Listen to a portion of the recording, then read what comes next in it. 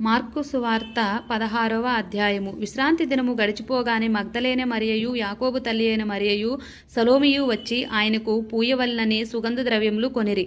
వారు ఆదివారమున పెందలకడ లేచి బయలుదేరి సూర్యోదయమైనప్పుడు సమాధి యొద్దకు వచ్చుచుండగా సమాధి ద్వారము నుండి మన కొరకు ఆ రాయి ఎవడు పొర్లించునని ఒకరితో ఒకరు చెప్పుకొనుచుండిరి.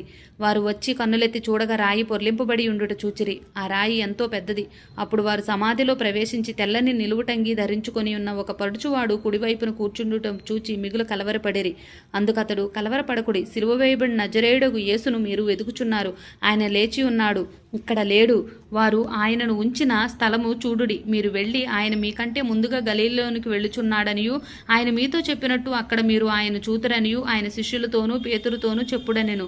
వారు బయటకు వచ్చి విస్మయము నొంది వణుకుచు సమాధి యొద్ద నుండి పారిపోయిరి. వారు భయపడినందున ఎవరితోనూ ఏమీ చెప్పలేదు. ఆదివారం తెల్లవారినప్పుడు యేసు లేచి తాను 7 దయ్యములను వెళ్ళగొట్టిన మగ్దలేని మరియకు ముందు కనబడెను. ఆయనతో ఉంచిన వారు దుఃఖపడి ఏడ్చుచుండగా ఆమె వెళ్ళి ఆ సంగతి వారికి తెలియచేసెను. కానీ ఆయన బ్రతికి ఉన్నాడనియు ఆమెకు కనబడిననియు వారు విని నమ్మకపోయిరి. ఆ తర్వాత వారిలో 2 ఒక పల్లెటూరికి నడిచి పోవుచుండగా ఆయన మారు రూపము గలవాడై వారికి ప్రత్యక్షమాయెను. వారు వెళ్ళి తక్కిన వారికి ఆ సంగతి తెలియజేసిరి. కానీ వారు వీరి మాటనైనను నమ్మకపోయిరి. పిమ్మట 11 మంది శిష్యులు భోజనమునకు కూర్చుండినప్పుడు ఆయన వారికి ప్రత్యక్షమై తాను లేచిన తర్వాత తాను చూచిన వారి మాట నమ్మకనందున వారు అపనమ్మకము నిమిత్తమును హృదయ కాఠిన్యము నిమిత్తమును వారిని గద్దించెను. మరియు మీరు సర్వలోకమునకు వెళ్ళి సర్వసృష్టికి సువార్తను ప్రకటించుడి. నమ్మి బాప్తిసం పొందినవాడు రక్షింపబడెను, నమ్మని వానికి శిక్ష విధింపబడెను.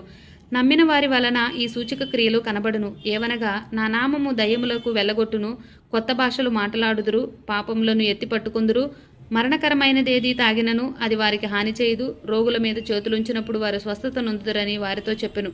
ఇలాగు ప్రభువైన యేసు వారితో మాట్లాడిన తర్వాత పరలోకమునకు చేర్చుకొనబడి దేవుని కుడిపార్శ్వమున ఆసీనుడయ్యెను. వారు బయలుదేరి వాక్యమంతటా ప్రకటించిరి. ప్రభువు వారికి సహకారుడై ఉండి వెనువెంట జరుగుచు వచ్చిన సూచక క్రియల వలన వాక్యమును స్థిరపరచుచుండెను. ఆమేన్.